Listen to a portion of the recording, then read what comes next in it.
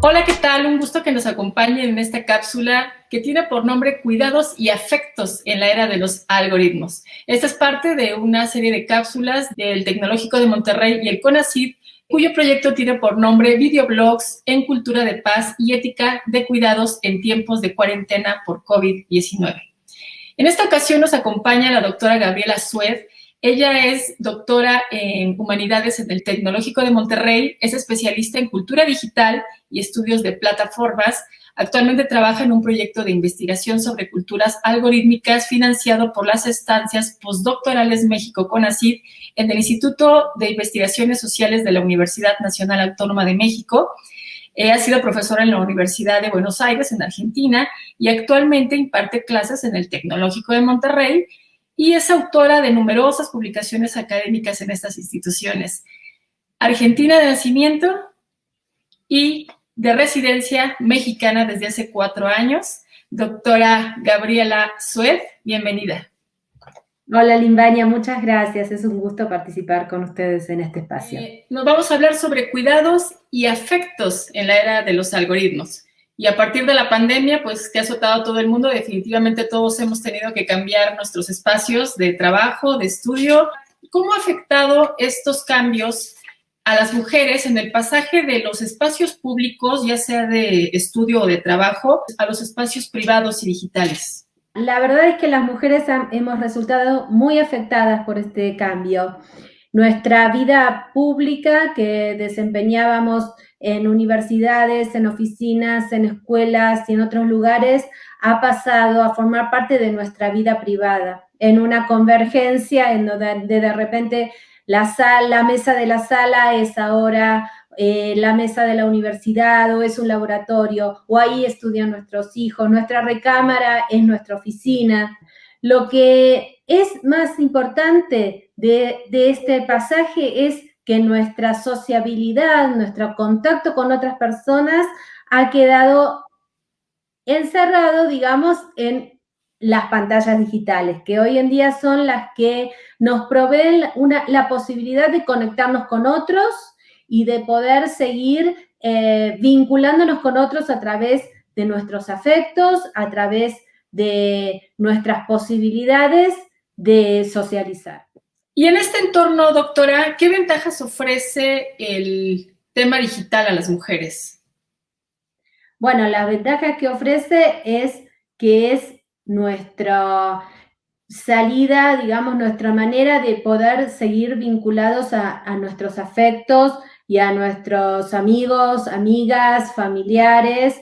Hoy por hoy la vida digital y la vida afectiva están fuertemente vinculadas. Y a la vez, ¿qué riesgos debemos confrontar en todos estos cambios que han venido sucediendo? En principio tenemos que saber que el entorno digital está mediado por grandes empresas que tienen sus intereses comerciales, ¿cierto? Como hablamos cuando hablamos de Facebook o hablamos de Instagram o de TikTok o hablamos incluso de Twitter, son plataformas que tienen intereses comerciales y que operan con lógicas comerciales.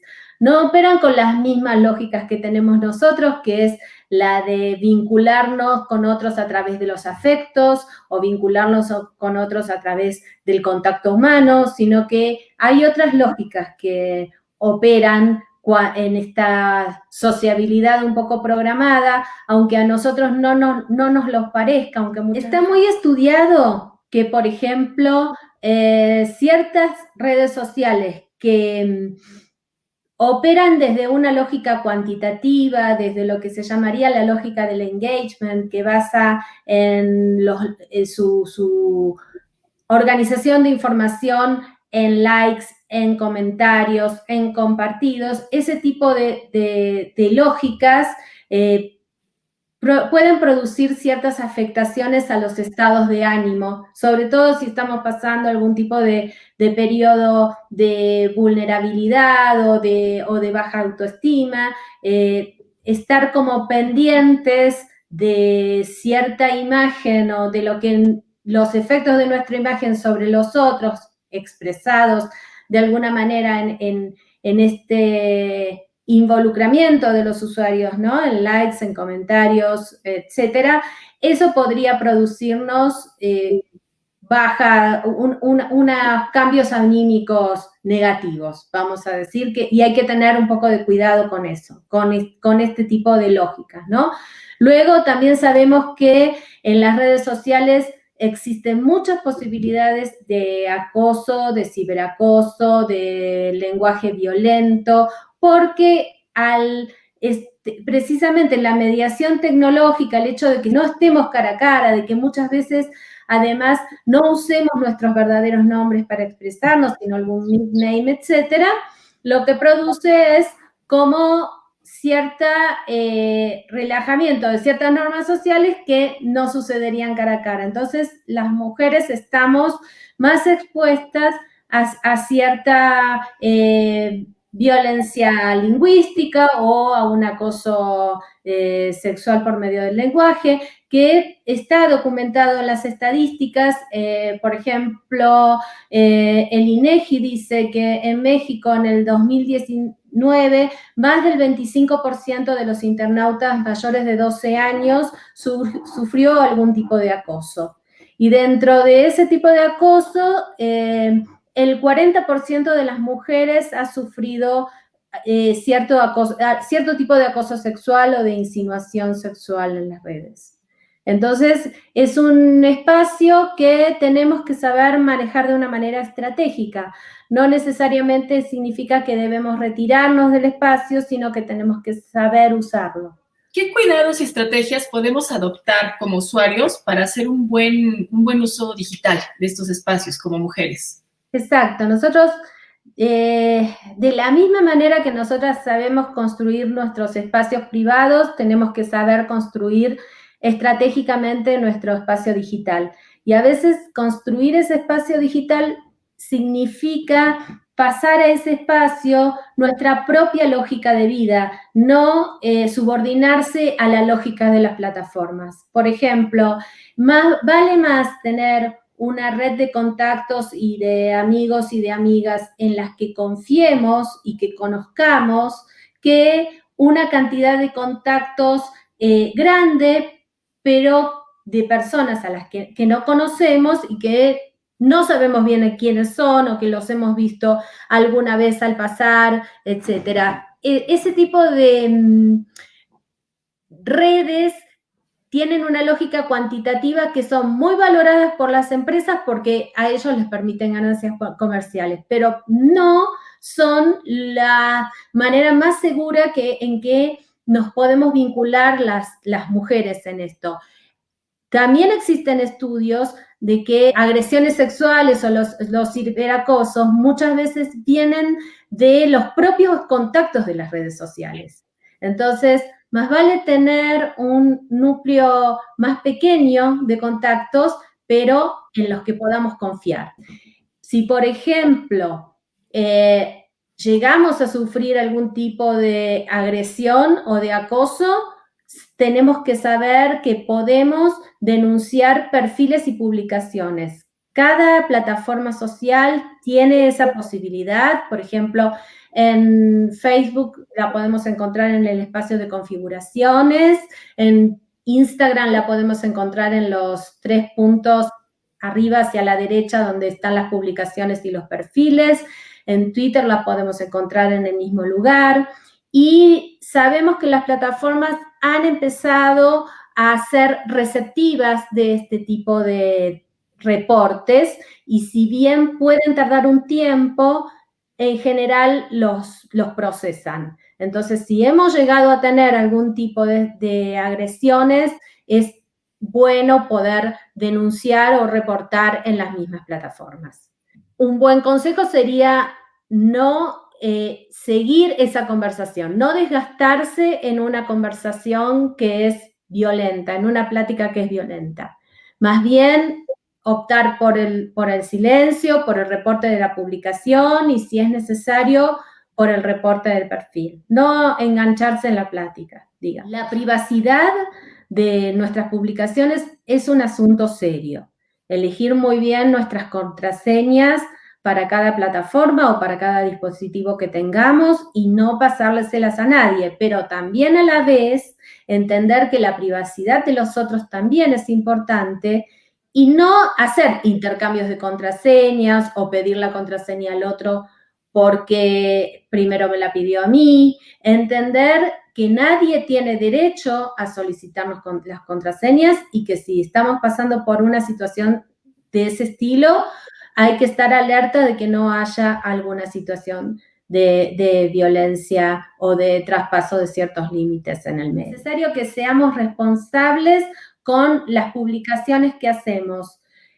Principalmente tenemos que saber que todo lo que nosotros publicamos en las redes sociales es contenido que es nuestro, pero también es de las plataformas. Es un contenido que cedemos a las plataformas. Y las plataformas pueden darles a esos contenidos usos que nosotros no conocemos, de hecho, digamos, sucede, ¿no? Pero le dan usos que desconocemos. Las bases de datos que ellos forman sirven para publicidad personalizada, para mercadeo y para otras opciones u otros usos que nosotros desconocemos realmente. Pero es importante que sepamos que todo lo que nosotros publicamos en una red social deja una traza, deja una huella y es recuperable. Entonces tenemos que ser responsables de las publicaciones que hacemos. Publicar ciertos contenidos que tienen que ver con la exhibición del cuerpo puede también conducirnos a ciertos malestares porque luego estamos esperando alguna respuesta que no llega. Entonces, este tipo de cuestiones hay que tenerlo en cuenta. Creo que tenemos la responsabilidad pasa por ver quiénes forman parte de nuestras redes y cuáles son los contenidos que publicamos. Y saber que las redes no son transparentes, tienen mecanismos y tienen funcionamientos que pueden ser perjudiciales, pero que por otro lado también podemos defendernos con esos mecanismos de agresiones y de ciberacosos. Doctora, y en este tiempo justo de pandemia, ¿no? Por el COVID-19, nos enfrentamos evidentemente a que nuestro mundo pues pasó de ser en el plano, ¿no?, presencial al digital, y por lo tanto hablábamos incluso que la socialización, ¿no?, también se trasladó a ese plano. Sabemos cómo lo viven los jóvenes porque pues hay una necesidad obvia de su edad en la que necesitan pues comunicarse, ¿no? Es una parte importante de la vida, una etapa en donde la identidad pues juega un rol súper importante porque se afianzan ahí pilares de quiénes somos, de qué hacemos aquí, para dónde vamos. ¿Qué pasa con esta juventud que pues le está tocando vivir, ¿no?, entre paredes lo que normalmente pues se vive hacia afuera, ¿no? Exacto. Las redes han servido, los videochat y la vida digital en general han servido para que la gente más joven o la no tan joven tenga sus contactos privados e íntimos vía la pantalla, ¿no? Y eso hay que tener en cuenta, que es una parte de la sexualidad actual y que no debe ser juzgado ni calificado de ninguna manera moralmente. Pero lo que sí hay que tener en cuenta es que la difusión de cualquier producto, imagen, resultado de esos encuentros no es legal. Esos encuentros deben quedar solamente entre las personas que los mantienen, pero la difusión de imágenes sin el consentimiento de los participantes está penada por la ley. La ley Olimpia es una ley nacional en todo el territorio mexicano, afortunadamente, que nos protege a las mujeres porque la mayoría de las veces la difusión de imágenes sexuales no consentidas eran imágenes o son imágenes femeninas. Entonces, la ley nos protege ahora porque si se difunden nuestras imágenes, eso es un delito. Sin embargo, hay que tomar nuestros recaudos, hay que saber que necesitamos comprometer a las personas participantes en que esas imágenes no se van a difundir y si optamos por algún tipo de envío de imágenes, etcétera, tomar nuestros recaudos, de poder, por ejemplo, difuminar nuestro rostro, de poder que no se reconozca quiénes somos. Tenemos que ser responsables en ese tipo de comunicaciones, que como digo, no tienen que ser censuradas, es parte de la vida íntima actual, pero sí tienen que ser cuidadas. Claro, nadie es responsable de lo que nosotros difundimos, ¿no? Exactamente. Más que Exactamente. Tenemos que ser responsables y también tenemos que contar con la responsabilidad del otro.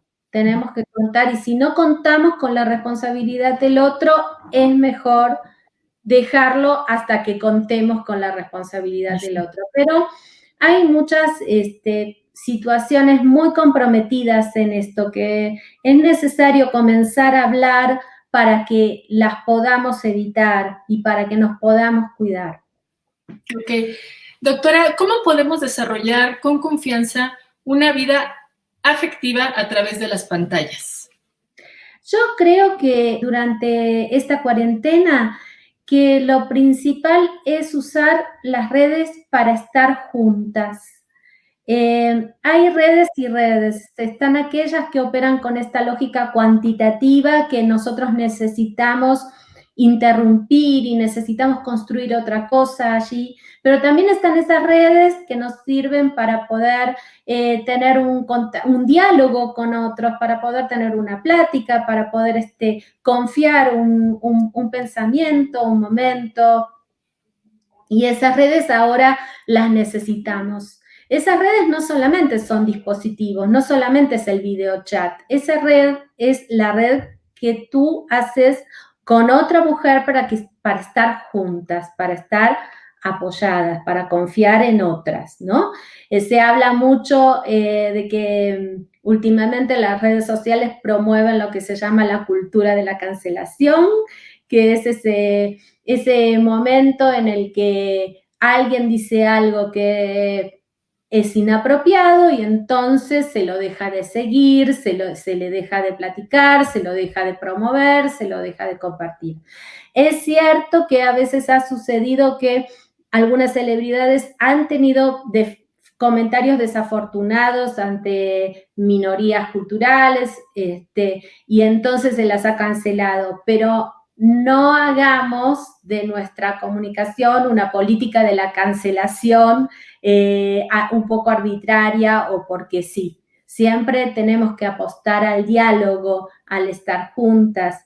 En cursos y en investigaciones que hemos hecho dentro del Tecnológico de Monterrey en este semestre, investigaciones que hemos hecho con nuestras propias alumnas, han emergido sentimientos de cómo las jóvenes se sienten a raíz del acoso que sufren, no solamente en la pantalla, sino en la vida diaria, y se sienten mal, se sienten con miedo, se sienten que no saben muy bien cómo actuar, pero esos sentimientos ceden y se aflojan cuando saben que están juntas con otras jóvenes que pueden pasar por las mismas situaciones y que juntas pueden encontrar una solución. Entonces, me parece que las tecnologías tienen que ayudarnos para estar juntos. También es importante saber que hay algunas organizaciones que trabajan mucho en función de hacer un buen uso estratégico de las tecnologías por parte de las mujeres, como son las ONGs ACOS Online, El Faro Digital, o si estás en el Tecnológico de Monterrey, también te puede ayudar el Centro de la Dignidad Humana. Entonces, tener en cuenta siempre estas organizaciones en nuestras redes, seguirnos en Instagram, seguirlas en Facebook, nos pueden dar algunos tips de cómo ir organizando nuestra vida digital de manera que la pasemos bien, tranquila, sin acoso, sin agresiones, sin violencias, porque es lo que todos nos merecemos. 3 consejos de las cosas que sí hay que hacer o que no hay que hacer o que no debes permitir o vamos, estos focos rojos donde, a ver, cuidado, ¿no? Si recibes una agresión, repórtala en tus redes, repórtala en la red correspondiente.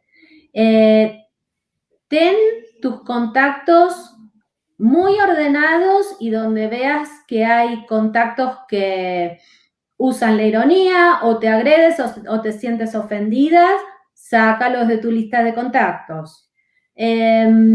Sé muy cuidadosa tú también con lo que publicas, checa siempre la información, no sucumbas a las noticias falsas, que hay tantas dando vueltas. Cuida tus publicaciones, usa más redes que promuevan el diálogo que redes que promuevan el like.